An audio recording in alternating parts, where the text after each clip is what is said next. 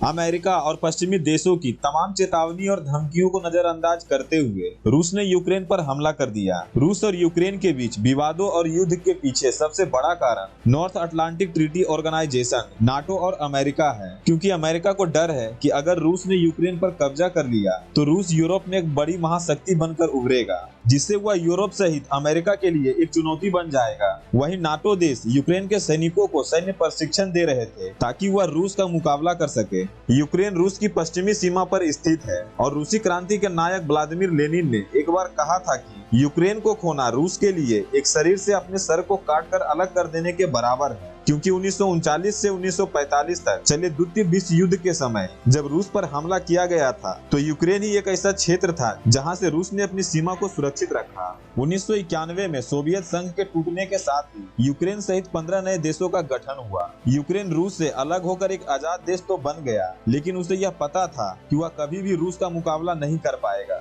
और ऐसे में वह नाटो जैसे संगठन में शामिल होना चाहता था जिससे उसकी स्वतंत्रता बनी रह सके, क्योंकि यूक्रेन के पास ना तो रूस जैसी बड़ी सेना है और ना ही आधुनिक हथियार। अब रूस के लिए दिक्कत की बात यह थी कि उसके कुछ पड़ोसी देश जो पहले सोवियत संघ का हिस्सा हुआ करते थे वे नाटो में शामिल हो चुके। नाटो एक सैन्य समूह है जिसमें कनाडा, ब्रिटेन, अमेरिका और फ्रांस सहित कुल 30 देश शामिल हैं। इस समूह के अनुसार अगर कोई बाहरी देश नाटो के सदस्य देश पर आक्रमण करता है तो वह आक्रमण नाटो के 30 सदस्य देशों पर आक्रमण की तरह माना जाएगा और नाटो की सेना मिलकर आक्रमण करने वाले देश के विरुद्ध युद्ध करेगी। और इसी कारण पुतिन को यह डर था कि अगर यूक्रेन नाटो का सदस्य देश बन गया तो भविष्य में रूस उस पर हमला नहीं कर पाएगा, क्योंकि नाटो समझौते के तहत इस समूह के 30 देश उसे अपने खिलाफ हमला मानेंगे और यूक्रेन की तरफ से युद्ध करने के साथ ही सैन्य सहायता भी करेंगे। नाटो देशों से रूस की राजधानी मॉस्को की दूरी पश्चिम से 1600 किलोमीटर है। ऐसे में अगर यूक्रेन नाटो देशों के साथ शामिल हो जाता तो यह दूरी केवल 640 किलोमीटर रह जाती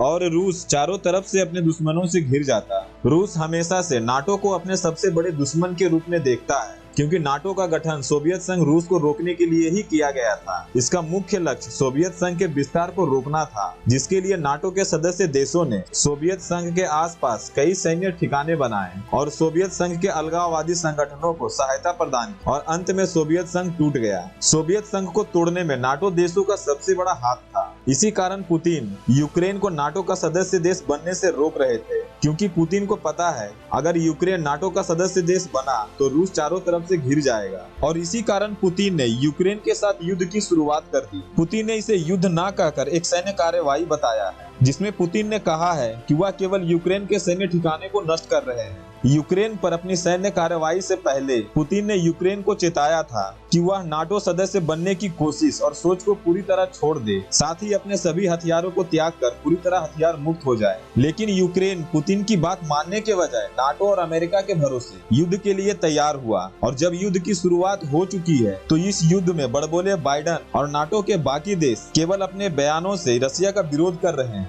हालांकि अमेरिका, जर्मनी, फ्रांस और जापान समेत कुछ देशों ने रसिया पर कई तरह के प्रतिबंध लगाए हैं, लेकिन इन सभी प्रतिबंधों के बावजूद पुतिन यूक्रेन को रौंद रहे हैं, क्योंकि उन्हें पता है कि ये सारे देश प्रतिबंध लगाने के सिवा कुछ और नहीं कर पाएंगे, क्योंकि इन बड़े देशों को ऊर्जा की सप्लाई रूस ही करता है। अगर रूस अपनी सप्लाई को बंद कर दे तो उनकी हालत खराब हो जाएगी, इसलिए ये सारे देश केवल बयानबाजी ही करेंगे। रूस के इस हमले के बाद यह साबित हो जाता है कि अंतर्राष्ट्रीय कानून केवल दिखावे और छोटे देशों को दबाने के लिए ही रह गया है, क्योंकि बड़े देश अपनी मनमानी करते रहेंगे और छोटे देशों को अपनी मर्जी से रौंदते रहेंगे।